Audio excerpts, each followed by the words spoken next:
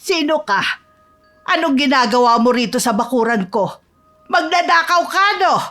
Nay, si Pia po ako. Ano bang nangyayari sa inyo? Ha? Ang manugang ko? Teka, ikaw ba ang asawa ni Chad? Ako nga po. Ikaw nga, Pia. Naku, pasensya ka na, ha. Hindi kita nakilala. Nandito po ako para samahan kayo sa doktor. Sa tingin ko po kasi, lumalala ng pagiging makakalimutin ninyo. Ano? Wala naman akong sakit. Hindi ko kailangan magpatingin. Nakikiusap po ako sa inyo. Para din ito sa kabutihan ninyo. Tumatanda na kasi ko, iha. Kaya nagiging makakalimutin na. Yung gamot nyo po ba, naiinom nyo? Siguro. Oh, bakit hindi po kayo sigurado? Si Elay na nga lang ang tanungin mo. Nakalimutan ko na kasi. Sige po, si Elay na lang po ang tatanungin ko. Nasaan po ba siya? Nasa kusina yata. Oo. Parang nandun nga siya. Dito po muna kayo ha. Pupuntahan ko lang siya. Ang pagiging ulyanin bahagi ng pagtanda ng isang tao at hindi nila kasalanan kung minsan nakakalimot sila. Sa halip na mainis o magalit, mas mabuting unawain sila at mahinahong paalalahanan sa mga bagay na nakakalimutan nila. Ang pagiging ulyanin paalala sa atin na ang buhay patuloy na lumilipas at balang araw tayo rin ay tatanda. At maaaring maranasan ang katulad ng pinagdadaanan nila ngayon. Kaya habang may pagkakataon pa, suklian natin sila ng pag-unawa, paggalang at pagmamahal. Magandang araw, Miss Gwen. Ako po si Pia. Tubong Aurora at 48 years old na sa kasalukuyan. May asawa at 3 anak. Gusto ko po magbahagi ng aking karanasan sa inyong channel. Kahit laking probinsya po ako, hindi naman ako naniniwala sa mga kababalaghan gaya ng aswang at kulam. Nagbago lang ang paniniwala ko nung ako na mismo ang naging saksi sa pangyayari na yon. Sangkot ang mabait kong biyanan. Sana po isa ang sulat ko sa mapili ninyo. Pero bago tayo magpatuloy sa ating kwento, huwag kalimutang mag-subscribe sa channel na ito at mag-iwan ng comment sa ibaba. Malaking tulong po ang inyong suporta para may pagpatuloy namin ang pagbabahagi ng mga kwentong kapupulutan ng aral. Panoorin niyo po ito hanggang dulo. At ngayon, ituloy natin ang ating kwento. Ano ang sabi mo? Posibleng nag-uulyanin ng biyanan mo? Ang dami na po niya kasing nakakalimutan. Kwento nga ni Elay, minsan nga daw po ay nakakalimutan ng mga nakasalang. Mabuti na lang daw po lagi niyang naaabutan, kundi nasunog na sila. Way, mabuti kasama niya si Elay sa bahay. Paano na lang kung wala siyang kasama? Oo nga po. Mabuti na lang talaga, bago umalis papuntang Korea si Chad, nagpasya na siyang kuhanan ng makakasama ang ina. Hindi naman kasi maaasahan na tumingin ng mga kapatid niya dahil may kanya-kanya na ring pamilya. Oo nga po Isa pa nga sa ikinasasamayan ng loob ni Chad. Kapag meron lang siyang padala, ang gagaling daw ng mga yon. O kapag tungkol naman sa nanay nila, mga wala nang pakialam. Ganun talaga. Mas makikilala mo ang mga anak kapag nagsilakihan na. Nagbili na lang po ako kay Elay na wag iiwan mag-isa ang inay. Swerte ni Balae at ikaw ang naging manugang niya. Lahat po kami mga manugang swerte sa biyenan namin dahil mabait po siya. Ang hindi lang siya swerte sa manugang niyang si Luke. Oo nga po. Pati nga po yung asawa. Nahawa na rin sa ugali niya. Ay, aayunan niya talagang ginagawa ng asawa. Nung manggaling nga po ako sa bahay nila mga anak lang ang nandun. Iniwan ko na lang ang padala para sa kanila, Chad. Nakakabilib naman yung asawa mo. Kahit nagtatampo sa mga kapatid, hindi pa rin nakakalimot.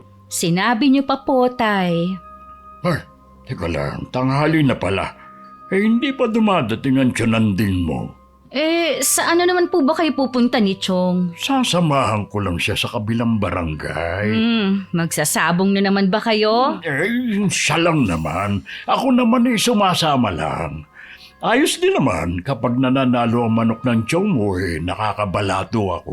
Alam po ba yan ni Inay? Ikaw na lang ang bahalang magsabi sa kanya. Mamaya pa kasi ang uwi noon galing patahian. Naku, kayo talaga, Tay. Hindi kayo nagpaalam kay Inay dahil alam ninyong hindi kayo papayagan. Papayagan naman ako noon. Yun nga lang, siyempre may kasamang sermon. Ayan na po pala si Chonanding. Ingat kayo ha. Sana manalo ang manok ni Chong para may balato po kayo. Dahil sa hirap ng buhay at mataas din naman ang pangarap naming mag-asawa, naisip mag-abroad ng asawa ko. Sa ngayon bumibilang na ng 10 taon na nasa Korea siya.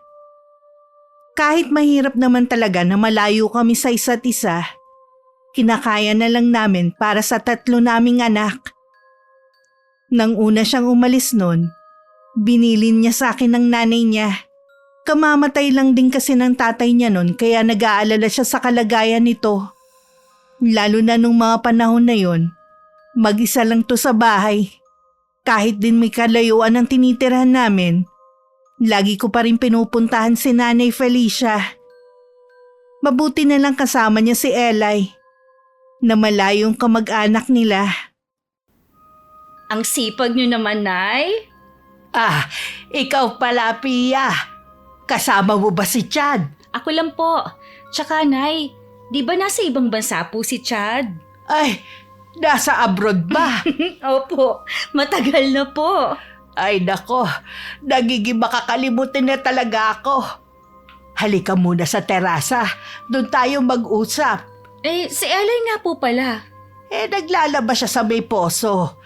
Hindi ko nga pala naaalala kung nabigyan ko na siya ng sahod niya. Baka mamaya nahihiya lang magsabi. Nay, ako pong nagbibigay ng sahod niya tuwing katapusan ng buwan. Ganun ba? Siya nga pala. Bakit nga hindi mo kasama ang mga apo ko?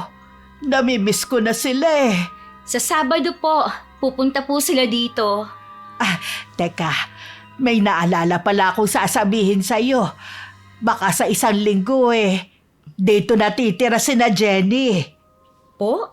Bakit daw po? Wala daw silang bahay Kailan niyo po sila nakausap? Ha? Kailan nga ba yun? Parang nung isang araw. Tanungin mo na lang si Eli para sigurado. Sige po, mamaya kakausapin ko po siya bago umalis. Meron din kasi akong ibibilin sa kanya. Mabuti ka pa nga. Lagi mo akong dinadalaw rito. Ang mga anak ko na mas malapit lang naman ng bahay hindi man lang ako magawang silipin. Naku, pagpasensyahan niyo na lang po sila. Baka busy lang sa trabaho at sa pamilya. Palibhasa kasi wala na silang mapapala sa akin. Napalaki ko na at napag-aral sila lahat. Kahit po may pamilya na sila, kakailanganin pa rin nila ang tulong ninyo balang araw.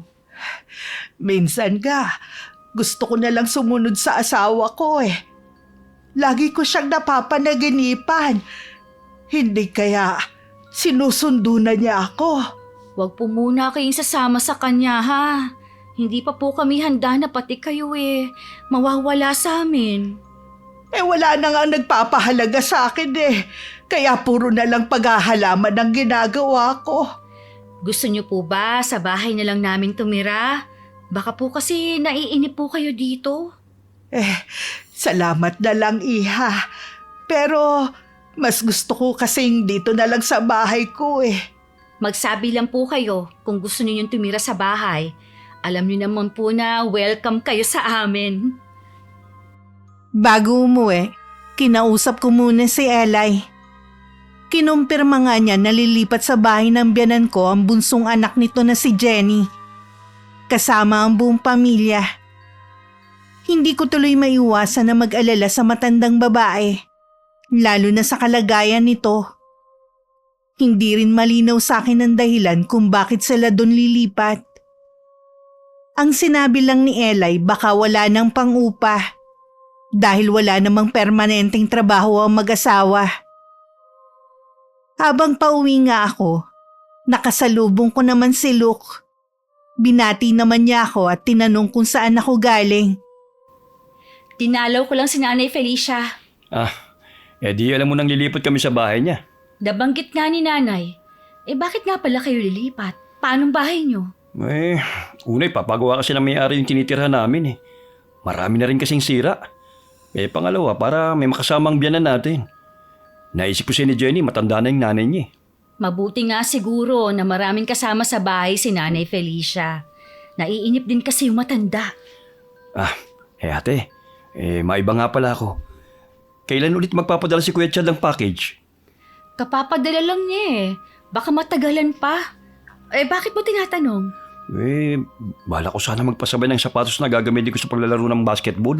Naku, baka kasi abutin pa ng ilang buwan. Alam mo naman, hindi biro magpadala ng package. Salamat nga pala ate sa binigay mong sabon ha. Shampoo at kape. Naghahanap nga ng tsokolate yung mga bata eh. Baka ako nakalimutan mong lagyan. Wala talagang mga chocolate ngayon sa padalang package ni Chad. Nung nakaraan kasi, ang dami niyang chocolate na pinadala kaya ngayon wala. Ganun ba? Sana sa susunod may sapatos na. Size 10 nga pala ako ha. Sige, kapag tumawag si Chad, sasabihin ko sa kanya. Itatanong ko na rin kung magkano para alam mo ang iaabot mong halaga. Ha? May bayad ba? Oo, di ba sabi mo magpapasabay ka lang? Wala akong trabaho ngayon eh. Baka pwedeng utang muna. Sige, itatanong ko sa kanya. Dapat nga libre na lang eh. Ang laki naman ng sahod niya dun eh. Yan ang akala mo. Ang totoo, hindi naman talaga malaki ang sahod niya doon. Mahal ang pamumuhay doon kumpara dito sa atin. Nagtitiis lang siya sa ibang bansa. Kung gano'n naman pala dapat hindi lang siya nagtrabaho doon. Sana nagtyaga lang siya dito. Kung dito lang kasi siya magtatrabaho, hindi naman siya makakaipon. Pero kahit papano, nabibili niyo yung mga gusto niyo dahil kay Bayaw. Oo nga. Kaya nagpapasalamat ako dahil sa sipag at tiyaga niya. Paano? Kailangan ko na umuwi. Marami pa kasi akong gagawin. Habang naglalakad, napapailing na lang ako. Hindi lang ako makapaniwala na magpapabili siya ng sapatos na pang-basketball. Akala yata niya madali ang trabaho ng bayaw niya sa ibang bansa. Kung alam lang nila ang hirap na pinagdadaanan ng mga OFW.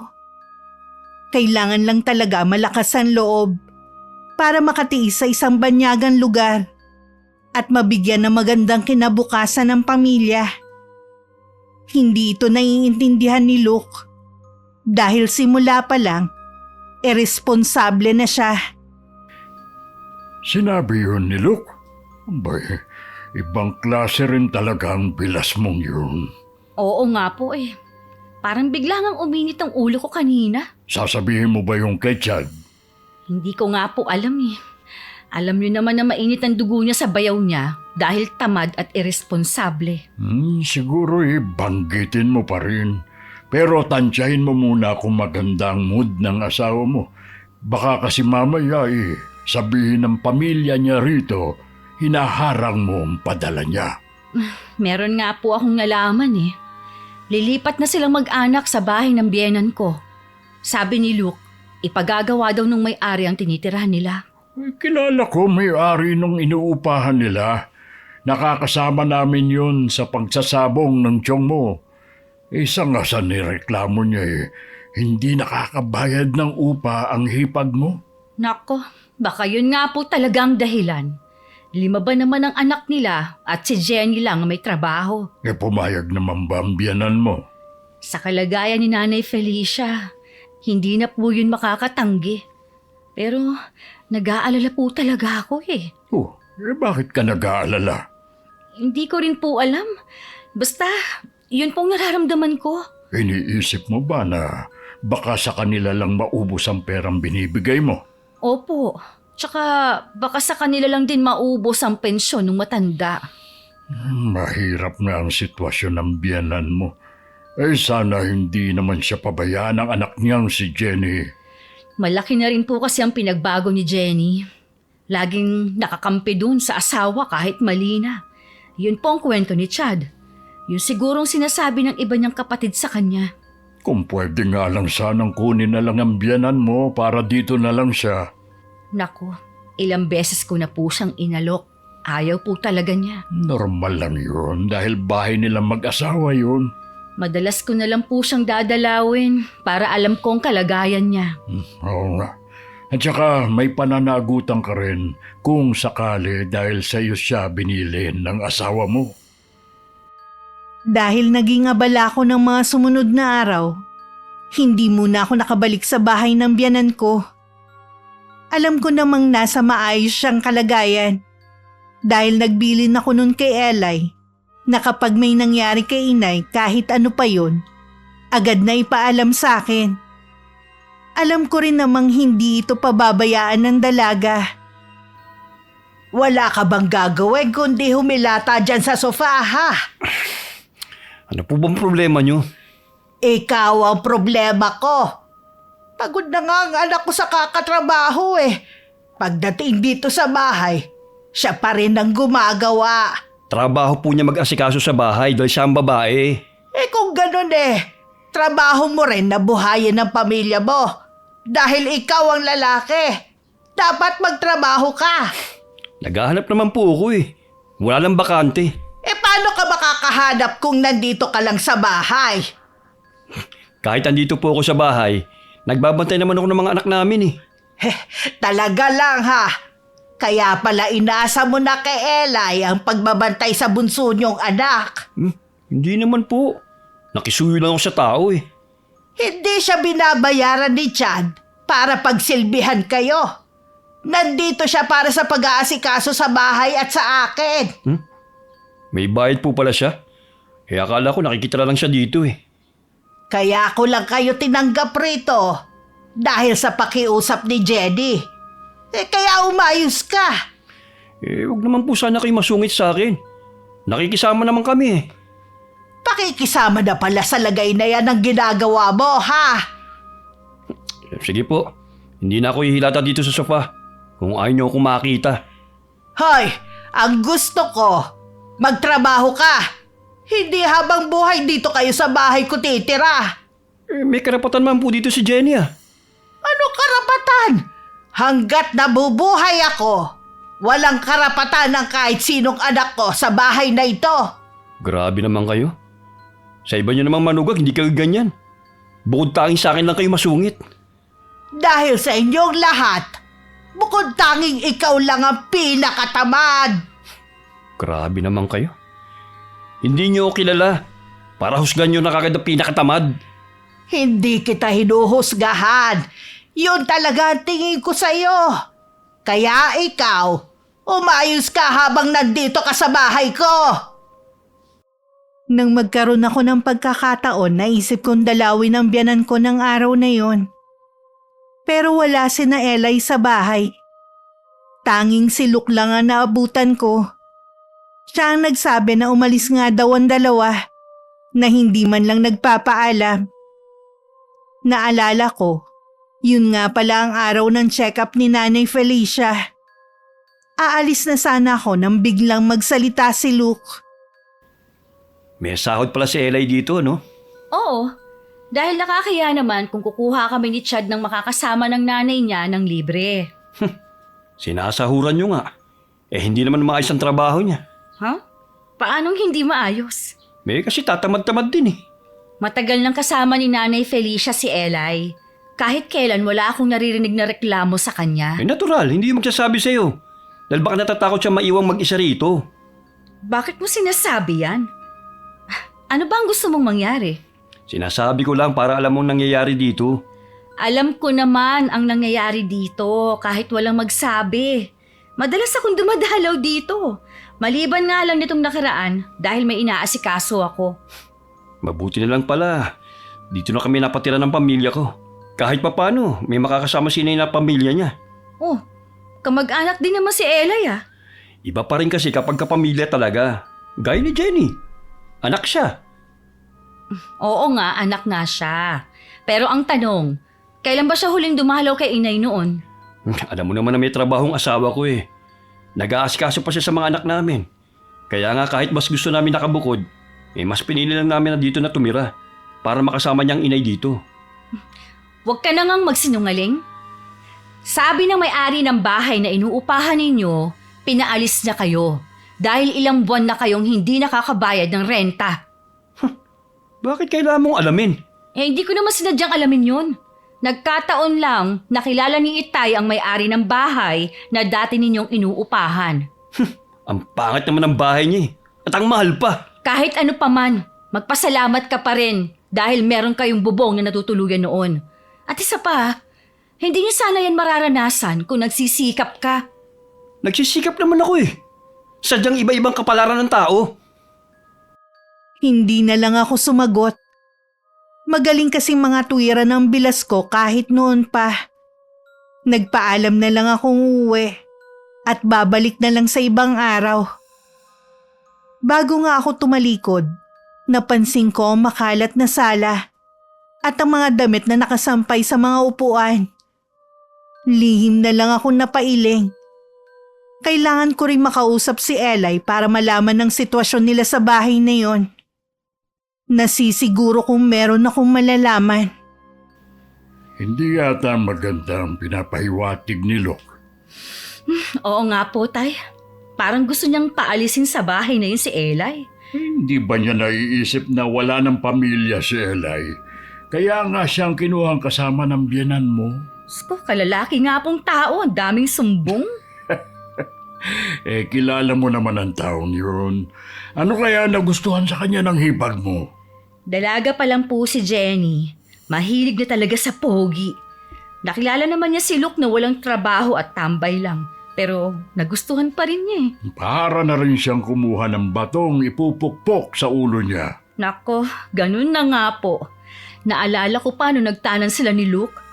Nung nabawi siya ni Chad, tumakas ulit siya para sumama ulit kay Luke. Ayun, hindi na siya ulit binawi. Oo ngayon, tignan mo naging buhay nila.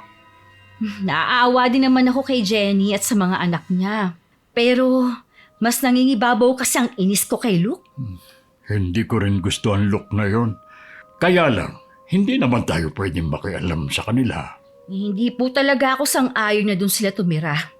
Kapag tumawag ulit si Chad, sasabihin ko na sa kanya. Meron naman siguro siyang pakialam lalo na kung siya ang gumagastos sa bahay na yun. Mabuti pa nga siguro para siya ang bahalang kumausap sa kapatid niya. Oo nga po.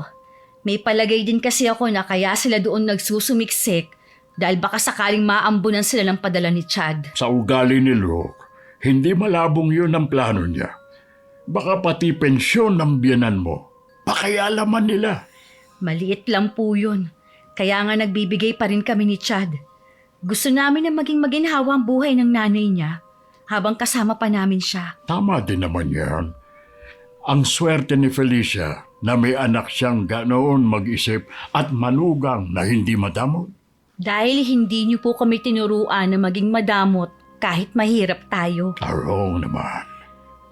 Tay? Bakit niyo po inaayos yung bayong na pinaglalagyan ninyo ng mga gamit sa panggagamot? Wala naman kasing magmamana sa akin eh. Malay niyo naman po, Tay, sa mga apo ninyo merong sumunod sa yapak ninyo. Kaya nga itatago ko muna. Tsaka ako na lang ilalabas kapag nakitaan kong isa sa mga apo ko ng interes sa panggagamot. Wala na po bang nagpapagamot sa inyo? Wala na eh. Mas gusto nila sa doktor na lang magpa-check up. Sa awa ng Diyos, sa inyo lang nahiyang ang mga anak ko. Mabilis silang gumaling sa inyo. Mga apo ko na lang ang ginagamot ko eh. Wala rin naman kasing nakukulam dito sa lugar natin. Kaya hindi rin kailangan ng tulong ko. Pasensya na po, Tay, ha? Pero, totoo po ba ang kulam? Dati sa kabilang baryo, talamak ang mga kinukulam. Pero mula nang matalo ko yung mangkukulam na yun, tumahimik na ang baryong yun. Ibig sabihin po, totoo talaga ang kulam? Alam ko na hindi ka naniniwala sa kulam, pero totoo yun. Hindi pa po kasi ako nakakakita ng taong kinukulam at kahit mangkukulam. Pero kung sinasabi po ninyo na totoo sila, edi naniniwala na rin ako. Tumanda na kasi ako sa edad na 38. Wala pa akong nasasaksihan na kinulam noon. Kaya kahit laking probinsya, hindi ako naniniwala sa mga kababalagan na sinasabi ng ibang tao. Mas takot ako sa mga taong halangang kaluluwa dahil anumang sandali, pwede kanilang gawan ng masama at masaklap pa, patayin. Kahit hindi naman talamak sa patayan ng lugar namin, iniingatan ko pa rin ang mga mahal ko sa buhay. Lalo na ang mga anak ko. Kahit malaki na sila, hatid sundo ko pa rin sila sa eskwelahan. Ayoko kasing magsisi sa bandang huli. Nang tumawag nga si Chad nung gabi, sinabi ko sa kanya ang tungkol sa paglipat ng kapatid niya sa bahay nila. Hindi naman niya yung nagustuhan. Nag-aalala siya para sa nanay niya. Lalo na nga ang dami nang nakakalimutan. Baka samantalahin daw yun na mag-asawa. Alam ko na kayo kumuha ng pera ko dito sa lagayan. Grabe naman kayo. Pwede ba? Huwag po kayo basta-basta nang bibintang kung wala naman kayong ebidensya. Mula nang dumating kayo rito, kayo lang ang umuubos ng mga pagkain namin rito. Ngayon naman pati pera ko kinuha nyo pa. Baka nag-asos nyo lang yun. Kami lang pinagbibintangan nyo. Akala nyo ba, hindi ko napapansin na naging ulyanin na kayo? Ang dami nyo na nakakalimutan dito sa bahay. Kung hindi dahil sa amin, baka nasulog na tayo dahil sa pagiging pabayaan nyo. Huwag mo akong pagsalitaan ng ganyan. Baka nakakalimutan mo. Nakatira lang kayo rito. Wala na kayong magagawa. Nandito na kami. At magsasama tayo dito sa ayaw at sa gusto nyo. Walang yaka. Lumayas ka rito. Hindi ko gusto may kasamang malikot ang kamay sa pamamahay ko. Aray! Lumayas ka. Lumayas ka. Tumigil ka nga sa pagkahampas mo sa akin. Sinabi rin tumigil ka eh. Elay! Sawin mo nga tumatandang to! Baka di ako makapagpigil kung ano magawa ko sa kanya! Bastos ka talaga! Wala kang mono! Ikaw ang bastos! Basta ka lang ng bibintang, nananakit ka pa! Isusumbong kita kay Chad para mapalayas na kayo rito! Ang sama mo talagang matanda ka? Sarili mong anak at mga apo? Gusto mong palayasin? Hindi naman kasi to ang bahay ninyo Bakit ba kasi dito kayo nagsusumiksik? Ano ngayon? Pasalamat ka nga Sinasamahan ka pa namin May kasama naman ako dito Si Elay lang ang gusto kong kasama at hindi kayo. Mas gusto mo pang kasamang ibang tao kaysa sa sarili mong anak at apo? Oo. Dahil si Elay lang ang tunay na nagmamalasakit sa akin. At sa bahay na ito, hindi ko kayo kailangan. Pues, hindi ka rin namin kailangan. Ang bahay mo lang ang kailangan namin! Hayop ka! Hayop ka talaga! Aray! Sinabi ng tigilan mo sa kakahampas mo Malapit na akong mapuno sa'yo. Papatuloy lang talaga kita! Sige! Subukan mo lang akong saktan. Akala mo ba natatakot ako sa'yo, ha? Hindi mo alam ang kaya kong gawin! Ano ba magagawa mo, ha? Na isang matandang ulyanin na tulad mo, ha? Kaya huwag mo kong babantaan. Ikaw naman, Elay. Huwag kang parang tuod dyan. Kanina pa kita inuutusan na ilayo sa akin ang ulyanin na ito. Hindi ko mapigilan na tumulo ang luha ko habang kuyumang dalawa kong kamao. Nagpatuloy pa sa pagkukwento si Elay sa nangyari kay Nanay Felicia. Tungkol sa naging pagtatalo nito ng manugang na si Luke. Nang mga oras na yon, parang gusto kong sumugod sa bahay ng biyanan ko. Para ako na mismo magpapalaya sa bilas ko at sa pamilya niya. Hindi na rin naman nagtagal pa si Elay. Sandaling oras lang kasi ang paalam niya. Iniwan daw niyang nasa garden si Nanay Felicia at abala sa mga halaman nito. Kahit may kalahating oras nang nakakaalis si Eli, hindi pa rin ako mapakali. Kahit nangako siya na hindi niya pababayaan ang biyanan ko, hindi ko pa rin maiwasang mag-alala. Akma sana akong lalabas ng bahay nang pigilan ako ni Itay. Kailangan po ako ni Nanay Felicia. Sa taas ng emosyon mo, baka kung ano na lang ang magawa mo. Ano naman po? Hindi naman kasi tama ang ginawa ni Luke. Tapos, mas kinampihan pa siya ni Jenny kesa sa nanay niya. Hindi nga talaga tama yun. Pero sabi mo nga, nahawa na ang hipag mo sa asawa niya. Alam naman pala nilang nag-uulali na si Nanay Felicia. Pinatulan pa ng Luke na yon. Pwede kang pumunta doon pero hindi ngayon. Kapag malamig na ang ulo mo, baka kasi ikaw lang ang mapasama. Wala na po akong pakialam, Tay. Ang gusto ko lang masaklolohan si Nanay Felicia. Ay, hindi naman siya pababayaan ni Eli. Huwag kang masyadong mag-alala. Ipapaalam ko po kay Chad ang ginawa nila. Tingnan ko lang kung hindi sila paalisin sa bahay na yon. Sa palagay ko nga, malaking problema talaga ang dala ng pamilya ni Jenny sa pagtira sa bahay na yun. Problema po talaga, Tay! Sana pala umpisa pala tumutol na ako eh. Hindi na sana aabot sa ganito. Hindi sana nawala ang pera ng matanda. Naisip ko lang bigla, ha?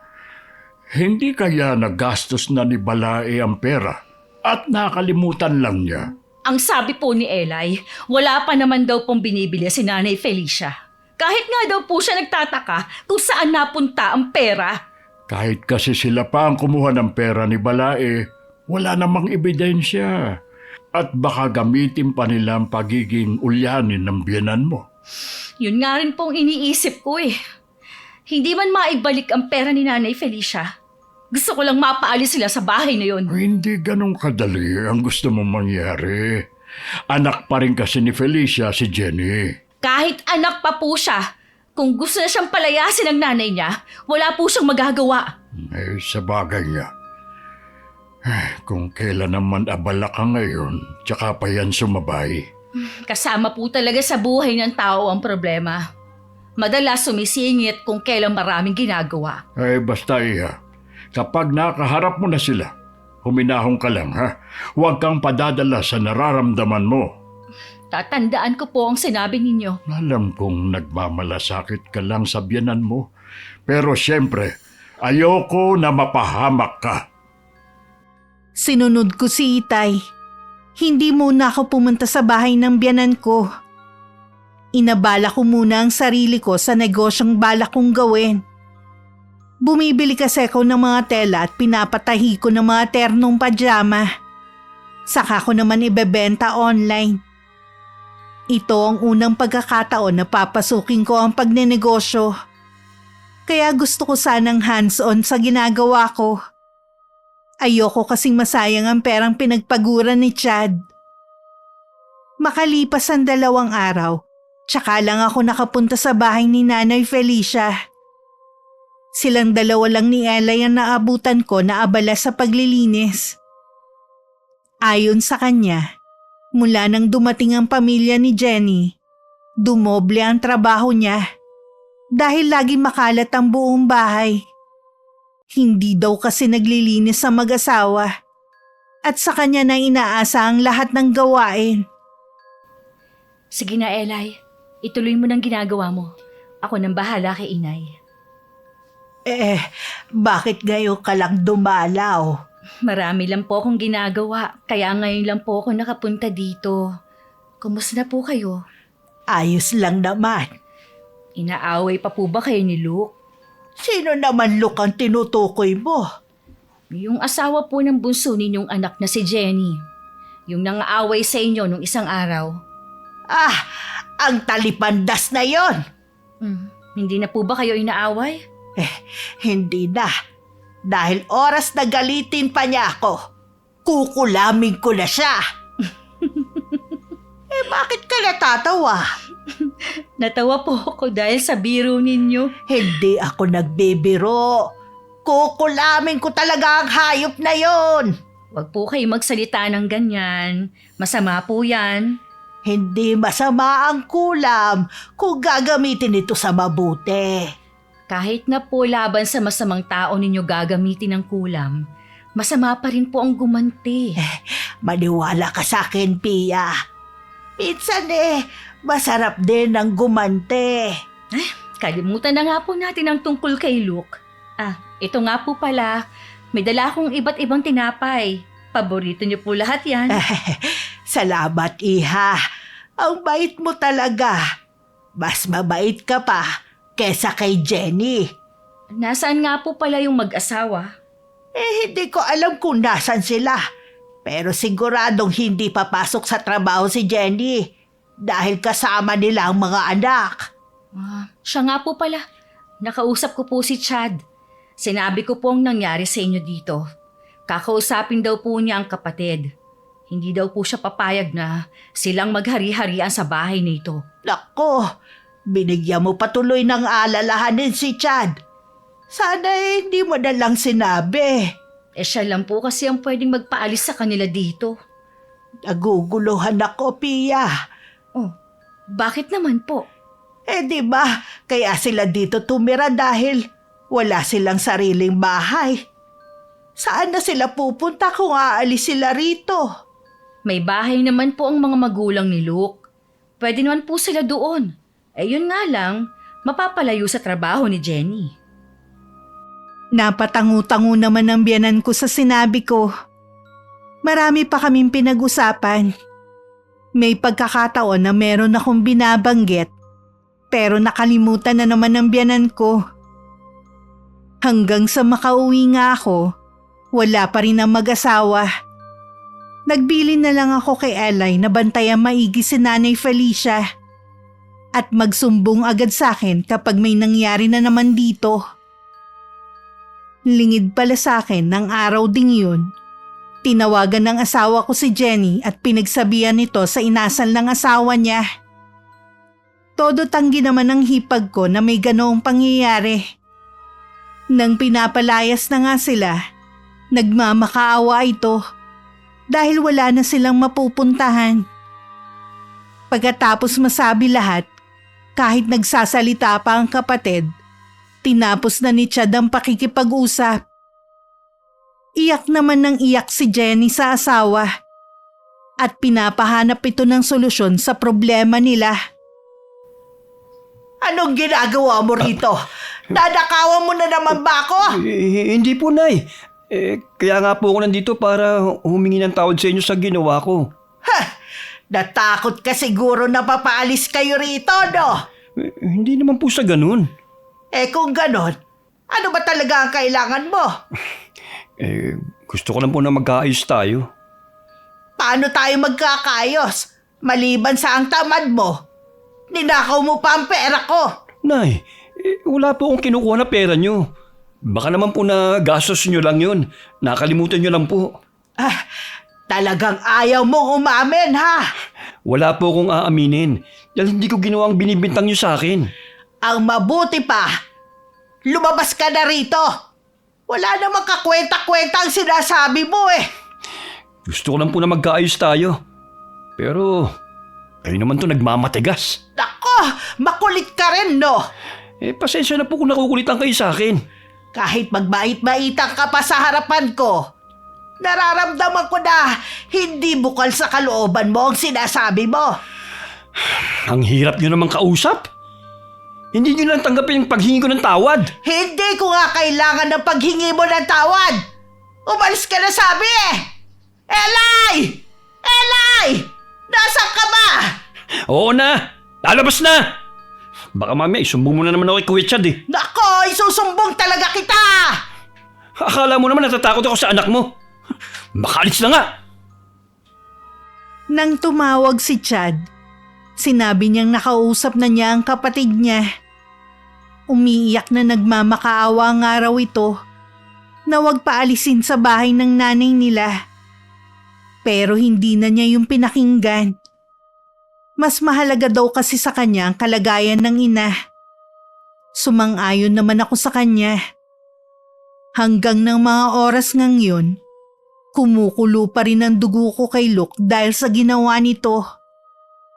Mawawala lang siguro itong nararamdaman ko kung magkakaharap kami at masasabi ko sa kanya kung ano ang nasa kalooban ko. Nang sumunod na araw kahit may gagawin sana ako, maaga pa lang nagpunta na ako sa bahay ng biyanan ko. Sakto namang nasa labas ng bahay ang lalaki nung dumating ako.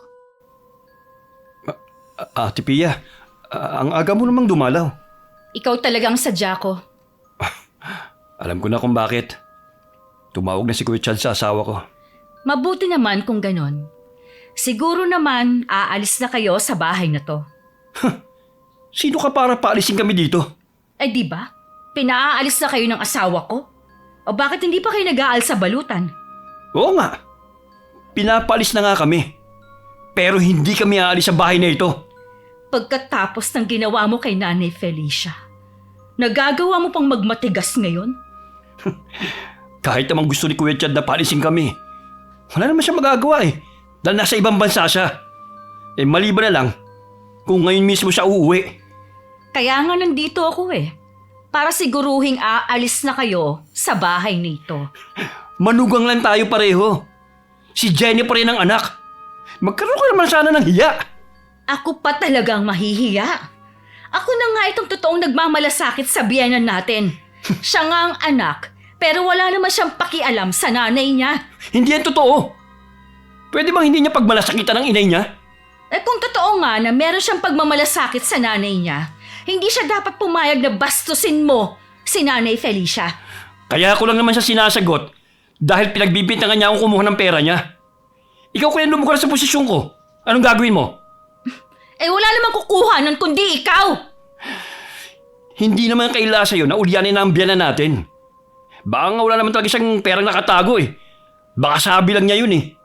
Alam kong merong pera si Nanay Felicia, kaya wag mo nang ipagpilitan yung sinasabi mo. Eh di wag! Wag ka na kasi makipagtalo. Umalis na lang kayo. Hindi kami aalis dito kahit na anong mangyari. Baka gusto niyo pang magpatawag ako ng polis para lang paalisin kayo. Gawin mo! Para magkagulo tayong lahat dito. Habang nagtatalo kami ni Luke, lumabas na rin si Jenny. Hindi gaya ng asawa nito na maangas makipag-usap. Nagmamakaawa siya sa akin na wag na silang paalisin. Kahit man lang daw sana sa mga bata. Wala raw silang pupuntahan. Lalo na ngayon na nawalan siya ng trabaho. Kahit naiinis pa rin, lumambot naman ang puso ko para sa mga bata. Kahit sinong ina, hindi kayang makita ang mga anak na walang matirhan. Cargo de konsensya mo pa kung ano man ang mangyari sa kanila kapag pinilit mong paalisin sila. Kaya nga po eh. Hayaan mo na lang. Basta wag lang sila ulit gagawa ng ikasasama ng biyanan mo. Pero ang sabi po ni Chad, umalis doon ang kapatid niya at ang pamilya nito. Ay, ipaliwanag mo kay Chad ang sitwasyon ng kapatid niya. Kung porsigido pa rin siyang paalisin, di siya na makipag-usap sa kanila. Kapag nga po tumawag ulit siya sa akin. Alam ko na hindi maiiwasan na hindi ka mag-alala sa biyanan mo. Pero may sarili ka ring buhay. May bubuksan kang negosyo. Huwag mong hayaan sa problema na lang ng biyanan mo umikot ang buhay mo. May mga anak naman siya. Sila ang dapat umintindi sa kanya. Oo nga po. Napapabayaan ko na nga ang mga dapat kong gawin eh. Siguro, hindi na muna ako pupunta doon. Sasabihin naman sa akin ni Eli kung may problema eh. Hindi naman pababayaan ni Elay ang biyanan mo eh. Mula po ngayon, focus na muna ako sa ginagawa ko. Tsaka sa mga anak mo. Opo, sa kanila rin. Nag-aalala rin kasi ako sa kalusugan mo eh. Sabi ng nanay mo, hindi ka masyadong nakakatulog. Sa sobrang pag-iisip din po siguro. Magkakasakit ka nga niyan. Pipilitin ko po na hindi na masyado mag-isip. Ayoko namang pati po kayo ni nanay mag-alala pa sa akin. Ay, oo nga pala. Ang tagal ng inay mong lumabas. Baka mahuli kami sa lakad namin. Di na po kayo nasanay kay inay. Alam niyo naman pong mabagal yun mag-ayos eh. Maaga ko naman siyang sinabihan na mag-ayos na. Kung ano-ano pa kasi ang ginagawa. Oh, ay ayan na po palang nanay. Mag-iingat po kayo sa biyahe, ha? Ay, sige. Kayo rin dito, ha? Kung hindi bukas, sa makalawa na kami makakauwi ng inay mo. Ikumusta niyo lang po ako sa mga kamag-anak natin. Hindi muna ako pumasok sa bahay. Tinanaw ko muna ang mga magulang ko na sumakay sa inarkilan nilang tricycle na maghahatid sa kanila sa terminal. Sa kabilang bayan sila pupunta para dalawin ng kapatid ni Itay na mahina na at nakaratay na lamang sa higaan. Nang wala na sila, tsaka lang ako pumasok. Sakto namang tumatawag si Chad. 3 araw na akong hindi nakakadalaw sa bahay ng biyanan ko. Minsan, aksidente kami nagkita ni Eli. Agad ko namang kinumusta si Nanay Felicia. Okay lang naman daw ito, kahit ang dami nang nakakalimutan. Maayos din daw ang trato ng mag-asawa sa matanda. Nabawasan naman ang pag-aalala ko. Sinabi ko na lang na baka matagalan pa ako sa pagdalaw dahil marami akong inaasikaso. Ano na naman ang iniisip niyo, tanda? Ay, bastos ka talaga kahit kailan. Mabait ka lang kapag kaharap si Jenny. Pasalamat ka nga, hindi ka namin minamaltrato eh. Gaya ng ibang matatanda na wala ng silbi sa pamilya. Ikaw ang walang silbi simula pa lang. Bakit hinahayaan mo ang anak ko maghanap ng trabaho? At hindi ikaw. Oh, hindi mo sabi mo nga wala akong silbi? Kaya wag mo akong tinatanong tungkol sa trabaho. Ano kaya ang nakita ni Jenny sa'yo? Puro pasakit lang naman ang binibigay mo sa kanya. Ano ba? Sa gandang lalaki ko? Hindi ako iiwan ng anak niyo. Para sabihin ko sa'yo, siya ang habol ng habol sa akin. Darating ang panahon, hindi ka na niya hahabulin pa. Malabo yan sinasabi niyo. Sana mawala ka na ng tuluyan, no? Nang sa ganun, masolo na namin ang bahay na ito. Hoy, tumigil ka sa pagtawa mo. Para kang bruha. Bruha naman talaga ako eh. Hindi ka lang nag-uulyanin. Nababaliw ka na rin. Oh, bakit tumigil ka sa pagtawa? Sino ka nga ba, iho? Anong ginagawa mo rito sa bahay ko? Ha? Ako lang naman po yung paborito niyong manugang. Nakalimutan niyo na ba? Talaga ba? Bakit ngayon lang kita nakita rito? Nakalimutan niyo lang. Pero matagal na akong nakatira dito sa bahay na ito. Ay, bakit ba ang dami ko nang nakakalimutan? Ay, ayos lang po yan. Ganyan po talaga kapag matanda na.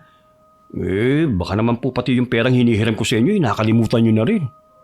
Ha? Sinabi ko bang pahihiramin kita? Oo naman po. Kaya nga tayo nag-uusap ngayon eh. Ay, sige. Sumunod ka sa akin. Kukunin ko sa kwarto ko ang pera. Ayos, ang bait niyo talaga. Isang hapon, dumating si Eli sa bahay para sabihing ubos na ang perang budget para sa buwan na yon. Humihingi daw kasi siya sa biyanan ko, pero wala na daw ang pera. Kahit ang ATM nito para sa pensyon, hindi malaman kung nasaan. Wala daw kasi ito sa pinagtataguan nila. At nahalungkat na ang buong kwarto, hindi pa rin nila makita. Pagkatapos ng pag-uusap namin, pinauwi ko na rin siya. Dahil walang kasama si Nanay Felicia. Nangako na lang ako na pupunta kinabukasan pagkatapos ng gagawin ko. Meron kasing mga reseller ang pupunta para kumuha ng mga supply ng mga ibebenta kong terno. Kinabukasan nga, bago magtanghalian, umalis na ako sa bahay. Biniling ko na lang ang mga anak ko sa kapatid kong binata. Nakasama pa namin sa bahay. Pasensya ka na, iha ko. Hindi ko masagot ang mga tanong mo. Ayos lang po yun, Nay. Kung hindi po ninyo maalala kung saan napunta ang pera ninyo. Huwag mo kong isusumbong kay Chad ha. Baka pagalitan ako nun eh. Huwag po kayong mag-alala. Wala po akong sasabihin sa asawa ko. Salamat, Iha ha. Nay, ayos lang po ba kung kay Elay ko nalang ibibigay ang budget sa gastusin dito sa bahay? O sige, mas mabuti pa nga siguro yon. Sige na po, huwag na po kayo umiyak pa. Malaki kasi ang nawala pati ATM ko. Hindi ko maalala kung nasaan. Sigurado po ba kayong wala kayong pinagbigyan? Parang meron eh. Kaya lang, hindi ako sigurado. Sumasakit kasi ang ulo ko kapag pinipilit kong alalahanin eh. Ako, huwag niyo na pong pilitin pa. Kapag naalala ko, sasabihin ko agad sa'yo o kaya kay Eli. Maiba naman po ako. Kumusta naman po ang trato sa inyo ng mag-asawa? Ayos lang naman. Kaya lang wala pa rin silang trabaho. Kaya kasama sila sa gastusin namin. Hayaan na lang po natin. Hindi naman po kasi maganda kung pagdadamutan natin sila. Ipagdasal na lang po natin na sana makahanap na sila ng trabaho. Sana ka. Dahil ayoko na silang makasama rito. Hindi na kasi ako makapagpahinga ng maayos eh. Dahil sa ingay ng mga anak nila. Hindi po ba yung bunso lang naman ang nandito sa bahay maghapon? Hindi. Lahat ng mga anak nila nandito lang sa bahay. Hindi naman kasi sila nag-aaral. Ano po? Hindi na pinag-aral ang mga anak nila dahil wala silang pampaaral sa mga yun. Hindi ako nakakibos sa nalaman ko. Hindi kasi ako makapaniwala na merong mga magulang na matitiis na hindi papasukin ng mga anak sa eskwelahan. Kinumpirma naman ni Ella ang sinasabi ni Nanay Felicia. Kaya nga daw pati siya sumasakit ang ulo dahil makukulit ang mga yun sa loob ng bahay. Gusto ko sanang tanungin si Jenny, pero mas naunang dumating ang asawa nito. Kaya siya na lang ang kinausap ko. Pinatigil muna namin dahil kapos kami ngayon. Oh, wala namang bayad sa public ha. Wala nga. Paano naman yung baon nila? 4 sila nag-aaral. Saan kami kukuha ng panggastos? Obligasyon ninyong pag-aralin ng mga anak ninyo. Nag-anak-anak kayo tapos pababayaan nyo lang? Wala kang panggastos eh. Kung gusto mo, ikaw magpaaral. Mga anak ko ba sila ha? Para akuin kong responsibilidad ninyong mag-asawa? Masyado ka kasing pakialamere. Sinabi ngang walang panggagastos sa kanila. Kung sana responsable kang ama at gumagawa ka ng paraan para makapag-aral sana ng mga anak mo. Ilang beses na kasi kaming humihingi ng tulong sa asawa mo. At ibang kapatid ni Jenny. Dadamot naman. Magsumikap kasi kayong mag-asawa. Hindi yung umaasa lang kayo sa ibang tao na parang lagi kayo may patago. Ang dami mo nang sinasabi. Umalis ka na nga lang kung wala ka may tutulong. Baka nakakalimutan mo kung sino ang gumagastos sa bahay na to. Isusumbat mo rin ba yan, ha? Pinapakita nyo lang talaga ang tunay nyong ugali eh. Porke malit lang kami sa paningin nyo. Ganito nyo na kami tratuhin. Magsasalita pa sana ako nang talikuran na ako nito. Hinayaan ko na lang. Dahil hindi naman ako mananalo sa pakikipagtalo sa kanya. Dahil nakatuon ang pansin ko kay Luke, hindi ko na napansin ang paglapit ni Nanay Felicia sa likuran ko. Bahagya pa ako nagulat nang may humawak sa balikat ko. Paglingon ko, ang biyanan ko pala. Nakasunod siya ng tingin sa bilas ko. Ang lalaking yun ang kumuha ng pera ko at ATM. Huh? Sigurado po ba kayo? Oo, natitiyak ko na siya nga. Sinabi niya sa akin na siya ang paborito kong manugang. Ginamit niya ang kahinaan ko para makuha ang gusto niya. Kahit komprontahin pa po natin siya, hindi naman po aamin si Luke. Palalabasin niya naman niya na kayong may kasalanan. Kaya nga bakit kasi ang dami ko nang nakakalimutan? Sa 1 linggo po, pupunta tayo sa doktor ninyo. Baka merong gamot na pwedeng makatulong po sa inyo. Ayoko na. Hindi naman tumatalab sa akin ang mga nireseta niyang gamot nung nakaraan eh. Oh, huminahon na po kayo. Kung ayaw po ninyo, hindi po tayo pupunta. Sasamahan ko na po kayo sa kwarto ninyo. Sige, Iha. Pasensya ka na kung lagi na lang kitang inaabala, ha? Hindi po kayo abala sa akin. Bukal po sa loob ko ang ginagawa ko. Mag-iingat ka sa pag-uwi mo. Madilim pa naman. Natagalan ka na naman dito sa bahay. Tumango na lang ako at ngumiti sa biyanan ko. Hindi pa naman talaga madilim ng mga oras na yon. Palagay ko, lumalala na talaga ang pagiging ulyanin ni Nanay Felicia. Iniisip ko tuloy paano kung bumalik na siya sa pagiging isip bata niya. Sasabihin ko na lang po kay Eli na dito na lang kayo dalhan ng hapunan mamaya. Iha, alam mo ba kung ano ang kahon na ito? Ano po bang nasa loob ng kahon na yan? Mahalaga to sa akin.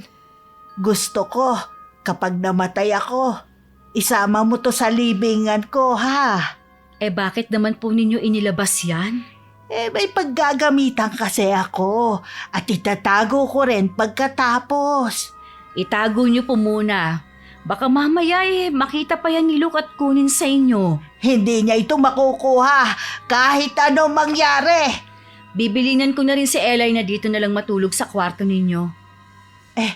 Nung isang gabi pa siya dito natutulog Dahil pinasok siya ng hayop na lalaki na yon. Ano po?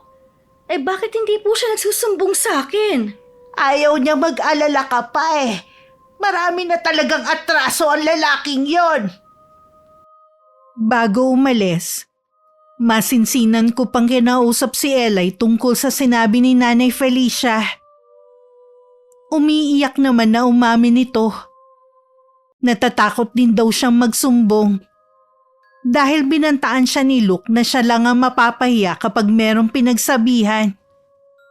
Wala raw maniniwala sa kanya dahil sa itsura niya.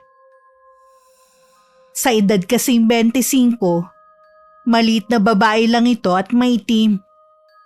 Simple lang ang ganda nito kumpara sa ibang kadalagahan.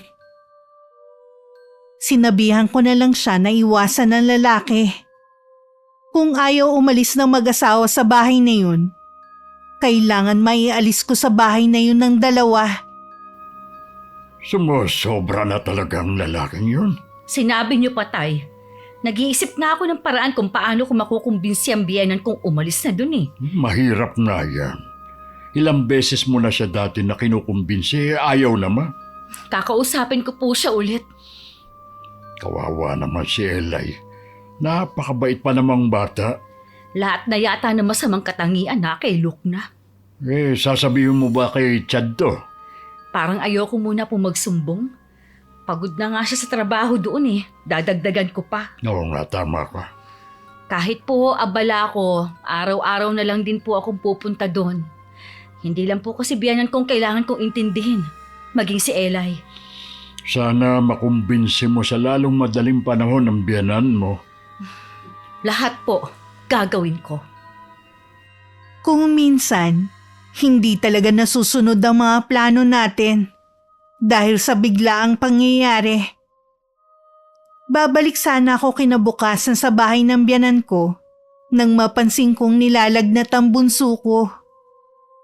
Kaya pala tamilmil itong kumain ng almusal kanina. Kapag nagkakasakit ang mga anak ko, gusto nila lagi lang akong nasa tabi nila. Paano yan? Hindi ka makakapunta sa bahay ng biyanan mo. Hindi ko naman po pwedeng iwan ang anak ko Bantayan mo na lang si Nika. Ako na lang ang pupunta kay Felicia. Baka naman po magtaka sila kung bakit kayo nandun. Ano naman? Dati naman akong pumupunta doon. At saka pwede ko namang idahilan na may pinuntahan ako malapit kaya dumaan na rin ako. Sige po. Kayo na lang po ang dumalaw sa biyenan ko. Si tatay na nga lang ang pumunta sa bahay ng biyanan ko. Pagdating, nasa labas si Luke na nagulat pa raw sa pagdating niya. Kalmado naman na humarap si Itay, habang ang lalaki palingon-lingon sa bahay. Ang biyanan ko po bang sadya nyo? Oo, sana. Nandyan ba siya, Luke? Wala po siya eh. Umalis sila ni Eli kanina. Ganun ba? Sayang naman. Gusto ko sana siyang kumustahin eh. Lagi naman dito pumupunta ang anak nyo ah. Hindi po ba kinukwento sa inyo ang kalagayan ng biyanan namin? Sinasabi naman ni Pia.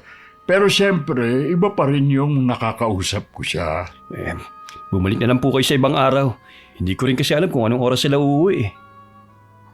Tatalikod na raw sana si Itay nang biglang bumukas ang pinto at lumabas si Eli.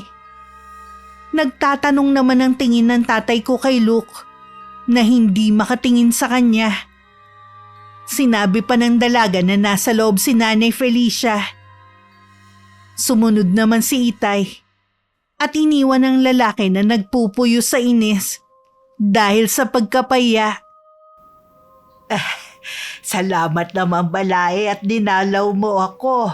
Matagal na rin kasi mula nung magkwentuhan tayo. At saka lagi kang ikinikwento ni Pia sa akin. Pia? Oo. Ang asawa ni Chan. Tama. Kumusta ka naman? Mula nang tumira ang pamilya ng anak ko sa bahay na to, hindi na natahimik.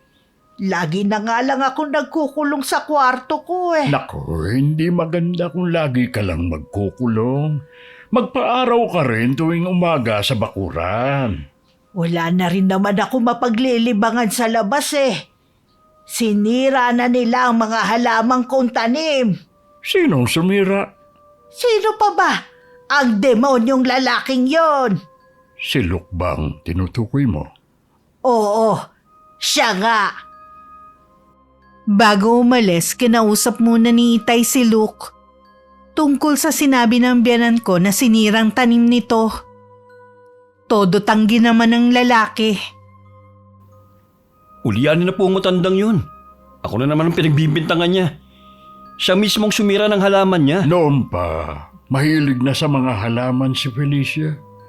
Ang hirap naman paniwalaan na sisirain niya ang sarili niyang tanim. Ulianin na nga po eh. May sakit sa utak ang matandang yun. Hoy! Umayos ka ng pananalita mo. Baka hindi kita matansya at kung anong magawa ko sa'yo. Ngayon, alam ko na kung kanino nagmanang anak nyo. Natural lang na makialam ang anak ko dahil biyanan niya si Felicia. Palibasa kasi, wala kang pagmamalasakit sa biyanan mo. Pero, nagsusumiksik kayo sa bahay na ito. O ano, palalayasin nyo rin ba kami? Ha? Hindi. Bahala ng karma sa'yo. Sana lang, huwag madamay ang pamilya mo. Nasabi nyo nang gusto nyo sabihin. Pwede na kayong umalis. Mariin na lang ikinuyom ni Itay ang kamao niya para hindi na makapagsalita ng hindi maganda. Bago umalis, nakita pa raw niya ang biyanan ko sa may bintana ng kwarto nito. Matalim ang titig kay Luke. Sandaling natigilan si Itay. Para kasing may kakaiba sa biyanan ko. Patalikod na ito nang lumingon si Luke. Pagdating sa bahay, napansin ko na malalim ang iniisip ni Itay. Nang tanungin ko siya, sinabi naman niya lahat. Napakasinungaling talaga ng lalaking yun! Lagi na lang niyang pinasasama ang biyanan namin! Kailan kaya siya makakarma? Kusa na lang darating yun sa kanya. Nakakaawa na po kasi si Nanay Felicia sa bahay na yun eh. Sa edad niya, dapat hindi na pinasasama ang loob niya, lalo na sa kalagayan niya. Oo nga. Kita nga sa mukha niya na nahihirapan din siya sa sarili niyang pamamahay. Kapag bumuti na po ang kalagayan ni Bunso, pupunta po ako para kunin sila Eli. Ay paano kung hindi sumama sa iyo ang biyanan mo? Bahala na po. Basta kukumbinsihin ko siya na sumama na sila. Ay basta kapag pumunta ka, sasamahan na kita. Sige po, Tay. Mabuti nga nakasama ko kayo. Baka kasi magkasagutan na naman kami ni Luke. Tama. Kahit nga ako, binastos din eh. Pasalamat siya. Nakapagtimpi lang ako sa kanya. Grabe nga po niyan tratuhin ang biyanan namin. Kayo pa kaya? Halatang hindi napalaki na maayos sa mga magulang. Siguro nga. O likas na masama talagang ugali niya. Sa kanila kasing magkakapatid siya lang ang bukod tanging gano'n ang pag-uugali. Masasabi ko naman na mababait ang mga magulang niya. Pati tuloy mga magulang niya nadamay na eh. Gano'n naman talaga. Kung ano ang asal ng anak, laging nakukwestiyon ng mga magulang kung paano nila pinalaki ang mga yun. Sana naman po, hindi magbago ang mga anak ko. Hindi yan. Pareho kayong mabait na mag-asawa. At lagi mo namang nagagabayan ang mga anak mo. Pero inabot pa ng 2 araw ang lagnat ng bunso ko. Kaya hindi rin ako nakaalis ng bahay. Panay ang dasal ko na sana ayos lang si Nanay Felicia. Sa pangatlong araw naman, bumuti na ang kalagayan ng anak ko. Pero mahina pa rin kumain. Kinakailangan ko pang subuan para lang kumain. Habang nasa kusina ako, dumating naman si Eli. Sinabi nito na nawawala ang biyanan ko. Umalis daw kasi siya para pumunta sa palengke. Pagbalik niya, wala na ito. Agad naming hinanap si Nanay Felicia, pero hindi namin siya nakita. Nakipag-ugnayan na rin kami kay Kapitan at nangako ito na tutulong sa paghahanap. Hindi ko na rin napigilang sugurin si Luke. Ano bang problema mo, ha? Bakit kailan ba sila nanampal? Kulang pa yan! Dapat sa'yo pinakukulong! Bakit naman? Anong kasalanan ko? Nagtatanong ka pa talaga? Dahil na naman ba sa pagkawala ng ulyanin na matandang yon, ha? Aba, ba't ako sinisisi mo? Si Ella yung nagbabantay sa kanya. Kasama kayo sa bahay? Alam mong nasa palengke si Eli. Wala man lang kayong pagmamalasakit sa matanda. Marami din kaming ginagawa. Hindi sa lahat ng oras mababantayin namin siya. Wala kang nagtrabaho eh. Tapos sasabihin mo marami kang ginagawa. Huwag ka na manggulo dito. Umalis ka na. Wala man lang kayong balak na tumulong sa paghahanap. Wala talaga. Dahil punong-puno na ako sa matandang yon. Sana nga tuloy na siyang mawala eh. Mananagot kayo ni Jenny. Oras na malaman ito ng asawa ko. Wala akong pakialam. Isama mo na yun si Eli. Tutal naman wala na dito yung babantayan niya eh. Wala ka man lang bang sasabihin, ha, Jenny? Magiging sunod-sunuran ka na lang ba sa asawa mo? Hindi siya makikinig sa'yo. Dahil mas mahalaga ako kaysa sa nanay niya. Kaya wala kayong asenso sa buhay eh. Kung ako sa inyo, umalis na kayo bago pa pulis ang kumaladkad sa inyo. Ay, ang dami pang sasat eh. Sinabi ko nang umalis na kayo eh. Huwag mo kami pagtulakan! Nakakabwisit na kasi kayo eh. Panira kayo ng araw. Hindi ba kayo marunong mahiya, ha? Pinagtitingin na tayo ng mga tao. Ikaw ang dapat na mahiya, hindi kami! Pinagtulakan pa ulit kami ni Luke habang nanonood lang sa isang tabi si Jenny. Pagkatapos pumasok na sila sa loob ng bahay. Nagpupuyos naman ang kalooban ko na umalis. Nakasunod naman sa akin si Eli. Kung saan-saan pa kami naghanap, pero hindi namin nakita si Nanay Felicia. Buong gabi tuloy akong walang tulog kakaisip kung nasan na ito. Baka kasi napahamak na siya at nakalayo na sa lugar namin. Baka naman sinadyang iligaw yun ni Luke. Kung ano-ano na lang ang pumapasok sa utak ko. Kinabukasan, maaga pa lang nakagayak na kami ni Eli para maghanap ulit. Pero biglang may dumating na barangay tanod. At sinabing nakita na ang biyanan ko. Sa dulo ng barangay namin malapit sa gubat. Saan po kayo nagpunta? Nag-aalala po kami sa inyo.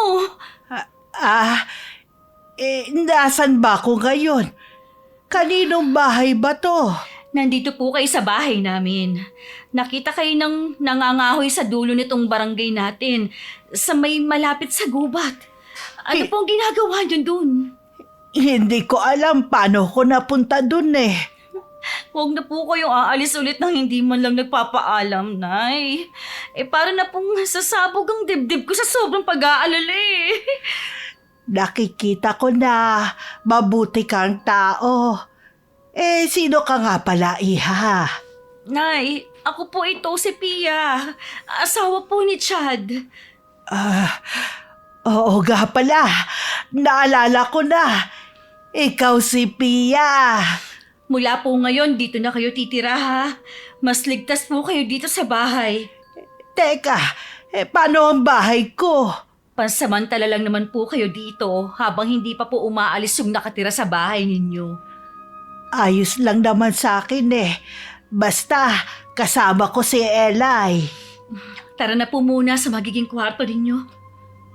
Teka, nasa na nga pala ang kahon na dala ko? Ito po oh.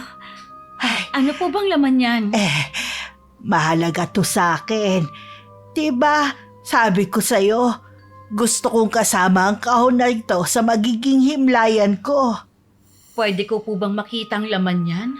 Oo naman, tignan mo. Huwag ka lang matatakot ha. Hindi ko alam kung bakit ako biglang kinabahan nang hawakan ko ang kahon na mas malaki lang ng konti sa kahon ng sapatos. Dahan-dahan kong inangat ang takip nun. May kabigatan din pala. Nagtataka tuloy ako kung paano hindi nangalay ang biyanan ko sa pagbitbit nun. Pagsilip ko sa laman, may isang lumang manika sa loob. Sa sobrang luma, naninilaw na ang telang ginamit dito. May 4 din na itim na kandila at iba't ibang laki ng karayong. May isang malaking garapon din na kinalalagyan ng mga insekto. At merong maliit na libreta sa ibabaw. Meron ding maliit na bungo na may patak ng kandila. Napatingin ako sa biyanan ko na malaki ang pagkakangiti. Sa tingin ko, nagbalik na siya sa dati. Para saan po ito? Hindi ko na napigilan pa ang sarili ko, Pia. Ano pong ibig ninyong sabihin? Kinulam ko si Luke.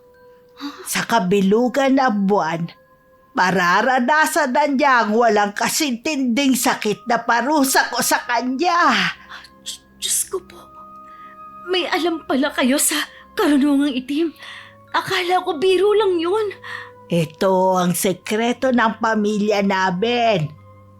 Binalaan ko na si Luke, pero hindi pa rin niya ako tinantanan. Matinding pagpipigil lang talaga ang ginawa ko noon dahil sa mga apo ko at kay Jenny. Pero nung palayasin niya ako, wala man lang ginawa si Jenny para pigilan ang asawa niya. Sabi na nga ba, may kinalaman sila sa pagkawala ninyo. Dapat lang sa kanila ang magdusa. Bukas na ang kabilugan ng buwan. Hindi na po ba magbabagong isip ninyo? Hindi na, iha. Masama po ang kulam, lalo na kung gagamitin sa paghihiganti. Alam ko, handa naman ako sa kaparusahan na naghihintay sa akin. Hati pa rin ang isip ko kung maniniwala ako sa sinasabi ni Nanay Felicia. Baka kasi dahil nag-uulyanin na siya, kaya kung ano-ano na lang ang sinasabi niya. Itinago ko rin sa kwarto ko ang kahon. At baka makita pa yun ni Eli. Dahil sa iniisip ko, hindi ko na malayan ang paglapit ni Itay. Kayo po pala. Bakit balisa ka yata? May nangyari na naman ba? Wala po. Tama pala ako nang hinala na si Luke ang nagpalayas kay Nanay Felicia. Ha?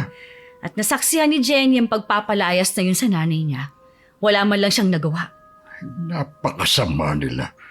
Walang kasing sama. Meron pa po akong sasabihin sa inyo. Bago yun, may connection po ba ang kabilugan ng buwan sa karunungang itim? Oo. Sinasamba noon ng mga mangkukulam ang buwan.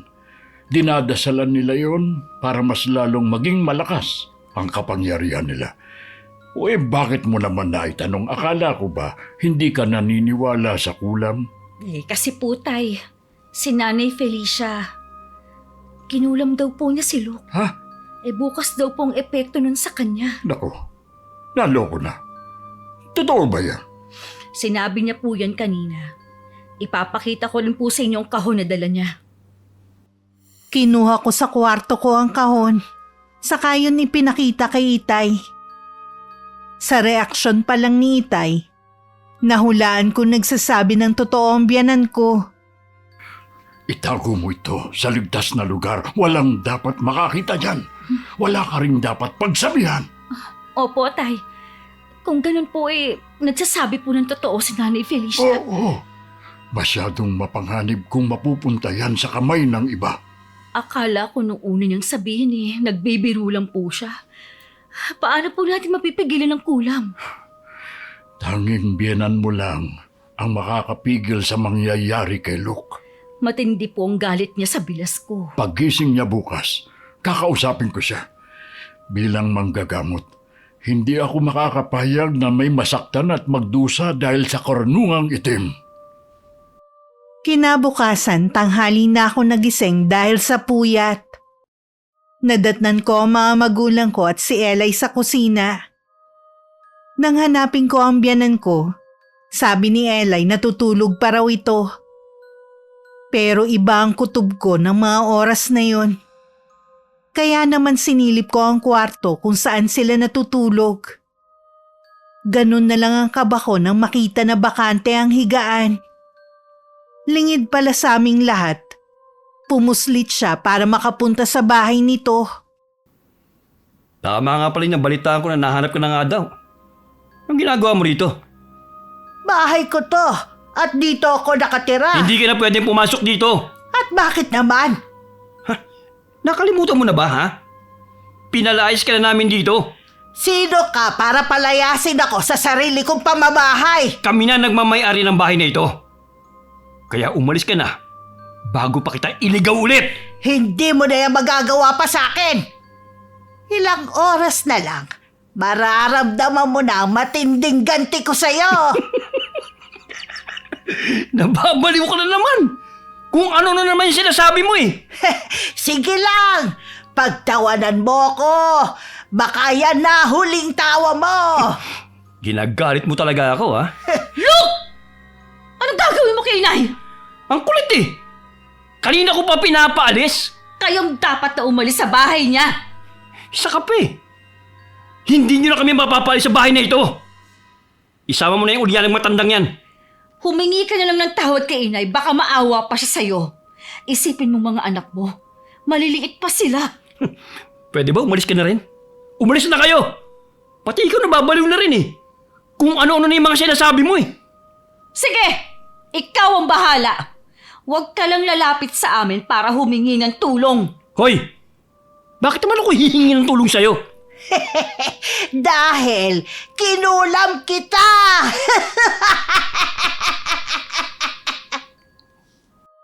Pag-uwi namin, nagkulong na lang si Nanay Felicia sa kwarto. Sabi ni Eli, nakaupo lang daw ito at may binubulong na hindi niya maintindihan. Alam namin ng Itay, umuusal siya ng orasyon. Totoo kaya ang sinasabi ng matandang yun? Wala naman akong nararamdamang ang tiyan ko. Ano nangyayari? Jenny! Jenny, tulungan mo ako! Aray! Sakit! Nang lumabas si Nanay Felicia sa kwarto nito, natuon ang paningin namin sa kanya. Ngumiti siya na parang walang nangyari. Hindi namin inaasahan ang mga sumunod na nangyari. Kumikilos kasi siya at nagsasalita na parang bata. Pwede ba kaming maglaro ni Eli sa labas ng bahay? Naiinip na kasi ako eh. Pwede naman po, basta wag lang kayong lalayo. Salamat, Iha. Samahan mo na si Nanay, Eli. Ay, paano pa natin siya makakausap niyan kung nag-iisip bata na siya. Baka naman po bumalik siya sa dati. Hintayin na lang po natin. Kaya lang iya, oras ang kalaban natin. Kung nag-aalala po kayo kay Luke, pwede niyo naman po siyang gamutin. Kahit manggagamot ako, may hangganan din ang kakayanan ko, lalo na kung mabagsik ang ginamit na orasyon. Biyanan mo lang ang makakapagpagaling kay Luke. Kung ganun po, tanggapin na lang niya ang kapalaran niya. Ganon na lang ba yun? Sinabihan ko na kasi siya na humingi siya ng tawad, pero siya pang mayabang. Pinapalayas pa niyang biyanan namin nung puntahan ko si Nanay Felicia dun sa bahay niya. Hindi ako makapaniwala na sa tagal ko nang kilala si Felicia, hindi ko man lang naramdaman na isa pala siyang mangkukulam. May palagay po akong hindi rin yun alam ng mga anak niya. Ay sigurado yun. Papayag ba si Jenny na tratuhin ng asawa niya ang ina kung alam niya ang sikreto nito? Teka lang po, sisilipin ko lang yung dalawa. Hindi naman sila lalayo rito. Tay, Oh, bakit? si Jenny po nandito. Parang alam ko na kung bakit siya nandito. Sasama muna ako sa kanya. Sige po. Narinig ko pa ang pag-iyak ni Jenny na nagmamakaawa sa aking ama na tulungan ng asawa nito dahil namimilipit na sa sakit ng tiyan si Luke. Mula sa bintana, tinanaw ko pa ang paglayo nila. Ilang sandali pa, pumasok na rin ang dalawa. Mukhang ayos na ulit si Nanay Felicia. Nakita ko na nanggaling dito si Jenny. Opo, humihingi po siya ng tulong kay tatay eh. Hindi niyo po ba babawiin ang sumpa ninyo? Hindi ko gagawin dahil alam ko na ito ang makakabuti para sa lahat, lalo na kay Jenny. Kahit gaano pa po kasama ang isang tao, wala po tayong karapatang gumanti. Madaling sabihin yan dahil hindi ikaw ang nakaranas ng kalupitan ng taong yon. Gusto ko sanang makipag-usap pa sa biyanan ko. Kaya lang biglang bumalik na naman ito sa pagkaisip bata. At hindi na rin niya ako nakikilala. Napatingin na lang ako sa kawalan at iniisip si Itay. At kung maililigtas niya kaya si Luke. Nadatna ni Itay na nakabaluktot at namimilipit sa sakit ng tiyan si Luke. Nilapitan naman siya ng asawa, pero tinabig lang niya. Bakit ngayon lang kayo? Uy, wala akong pakpak para agad na makarating dito. Nasa inyo pa ba ang ulyanin na yon? Kung ang tinutukoy mo si Felicia, nasa bahay pa siya. Wala namang ibang ulyanin dito kundi siya. Kung hindi mo kayang rumispeto, mabuti pa, iwan na lang kita. Teka lang po. Ha? Teka lang. Huwag niyo lang po akong iwan. Kita niyo namang namimilipit na ako sa sakit eh. Bastos kasi ang bibig mo eh. Kung ako sa'yo, ipatawag mo na mga magulang at mga kapatid mo. Huwag niyo sabihin na hindi niyo ako kayang gamutin. Naniniguro lang ako. Akala ko pa naman magaling kayo. Teka lang naman po. Huwag muna kayong umalis. Hindi ko kayang gamutin ng isang tao na puro hindi magaganda ang lumalabas sa bibig. Patawarin niyo na po ako. Aray! Nag-uumpisa na namang sumakit ang tiyan ko. Mas matindi pa ngayon. Sige. Tumihaya ka. Tatapalan ko ng mga dahon ng tiyan mo. Sabi ng biyanang ko, kinulam daw niya ako. Totoo po kaya yun? May kumukulam nga sa'yo. Pero hindi ko alam kung sino. Matindi ang galit niya dahil ginamit niya sa'yo ang pinakamabagsik sa lahat na orasyon.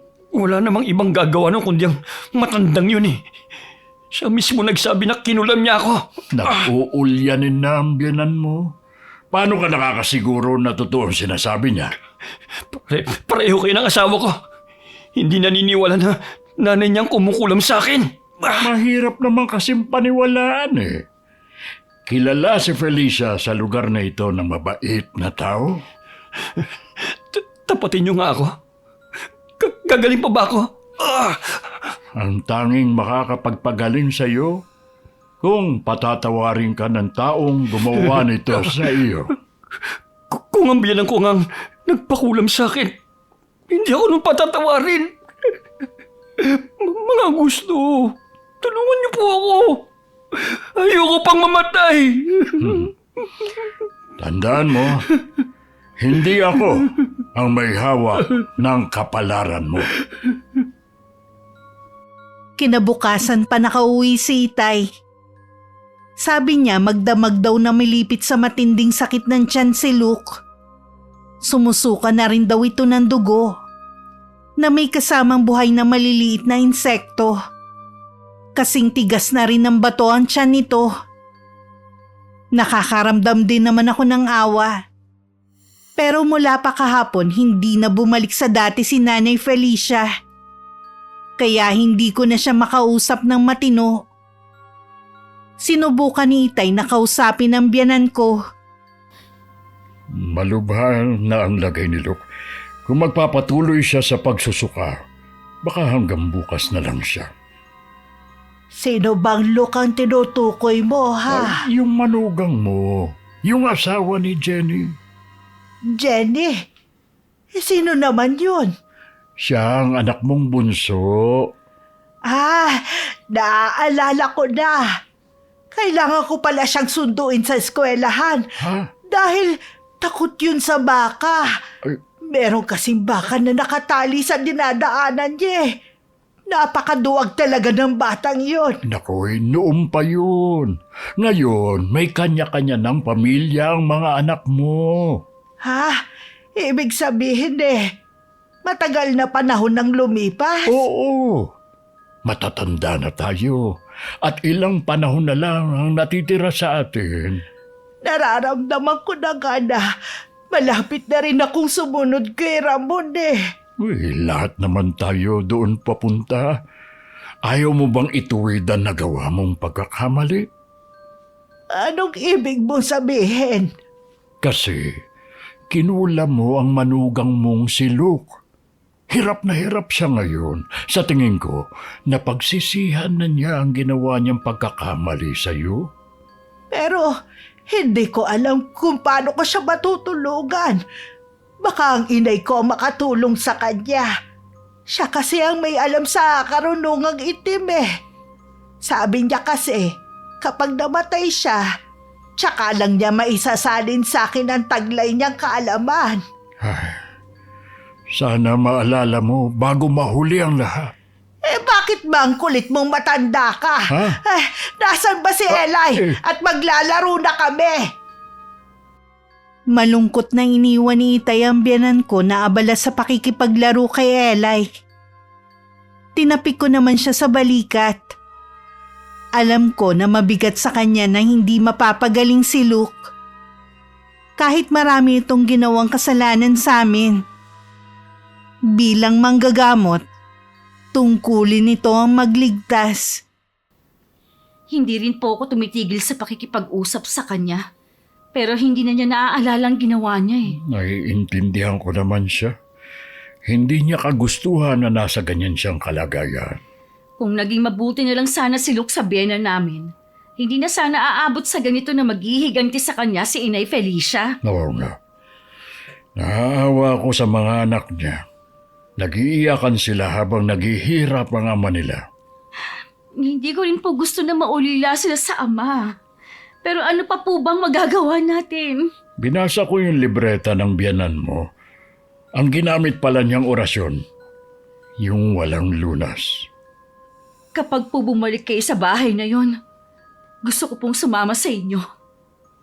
Ilang oras lang nakakauwi, sinundo na ulit ni Jenny si Itay. Malungkot naman na sumama ito kasama ako. Pagdating namin, sa may pinto pa lang, nakakaamoy na kami ng malansa at parang nabubulok na laman. Bigla na lang ako napatakip ng ilong at para talagang babaligtad ang sikmura ko. Hindi na rin ako nakalapit sa kama kung nasan si Luke dahil nakita ko napapaligiran siya ng mga langaw. At sa sapin naman, may mga gumagapang ng mga insekto. Mabuti naman po bumalik na kayo. Pinatawag ko na ang mga magulang ko at mga kapatid ko. Patawarin mo ko kung wala akong nagawa para iligtas ka. Ginawa ko na lahat na magagawa ko para tulungan ka. Ang orasyon na ginamit sa iyo ay walang lunas. Aabutin pa kaya ako bukas? Birthday kasi ng bunso ko eh. Gusto ko pa sana siyang makasama. Lahat ng mga anak ko. Luke, hindi ko masasabi kung aabot ka pa bukas. Ipinanganak ako na walang silbi. Mamamatay din akong walang silbi. Sana pala, hindi na ako pinanganak pa. May oras ka pa para pagsisihan ang mga ginawa mo. Pakisabi po kay Nanay Felicia na patawarin niya ako sa mga nagawa ko. Ihingi niyo rin po ako ng tawad kay Eli. Munti ko na po siyang pagsamantalahan eh. Ako rin po ang kumuha ng pera ng ATM ng biyanan ko. Sinamantala ko rin ang pagkakataon na nagiging makakalimutin siya. Hinihingan ko rin siya ng pera. Ihingi ka namin ng tawad sa kanya. Ate Pia, pasensya na rin kung marami akong masasamang sinabi sa iyo. Wala na yun sa akin. Kalimutan mo na ang naging pagtatalo natin. Hindi ko rin alam kung kanino ko ipagbibili ng mag-iina ko. Ate Pia, ikaw na sanang bahala sa mag-iina ko. Ako nang bahala sa kanila. Pangako, hindi ko sila pababayaan. Maraming salamat. Masaya na akong lilisan sa mundong ito. Lumabas na muna kami ng kwarto nang dumating ang pamilya ni Luke.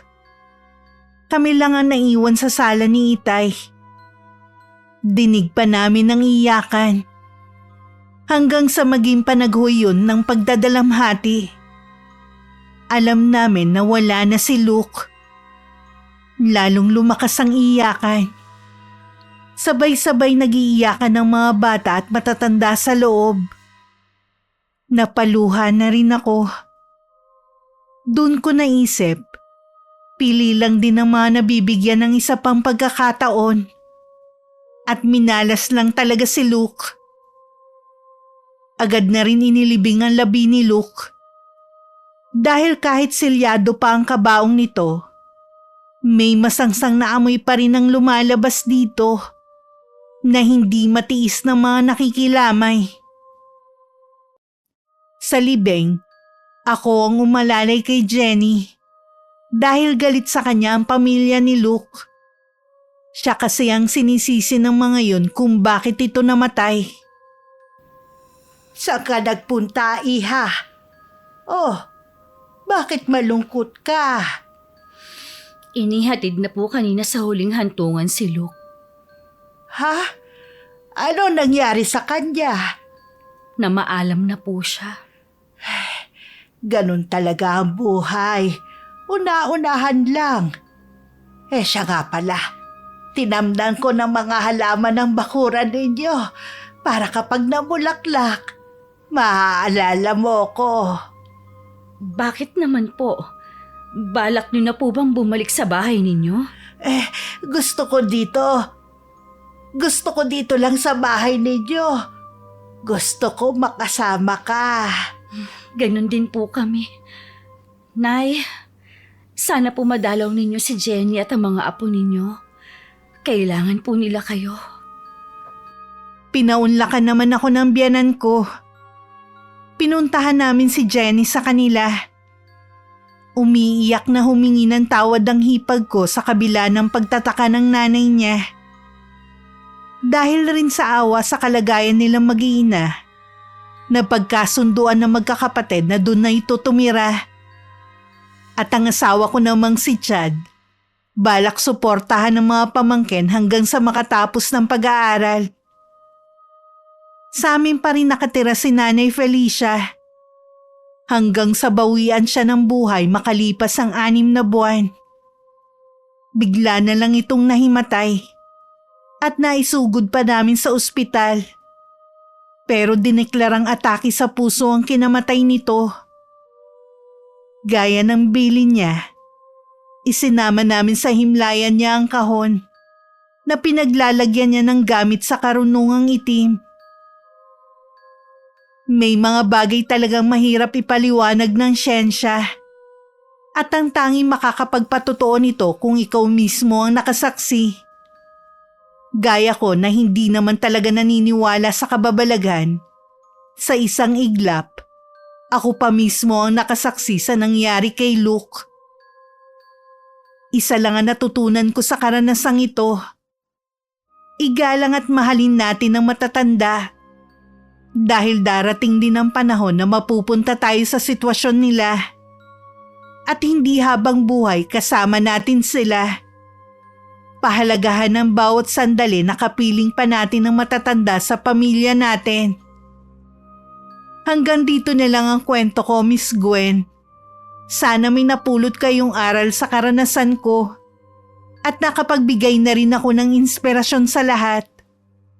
Maraming salamat at mabuhay ang channel nyo. Wakas. Maraming salamat sa pakikinig mga solid na bangers. Kung nagustuhan nyo ang kwentong ito, suportahan nyo ang channel sa pamamagitan ng pag-like, pag-comment at pag-subscribe. Huwag din kalimutan mag-subscribe sa channel ni Ingkong, Ikalawang Yugto. Hanggang sa susunod, God bless. Nagtyaga na lang siya na di... Palalayasin niyo rin ba kami? Hindi! Palalayasin siya kami? Hindi! Teka lang! Hindi! Hag! Nagtyaga na lang siya na... Ano siya? Nagtyaga na lang siya na... Ano siya? Bakit? Bakit? Ayoko pang umalis! Nagtyaga na lang siya na... Bukod pa sa akin lang kayo malungit. Handa naman ako sa Hindi ko alam kung kanino ko ipagbibili yung mga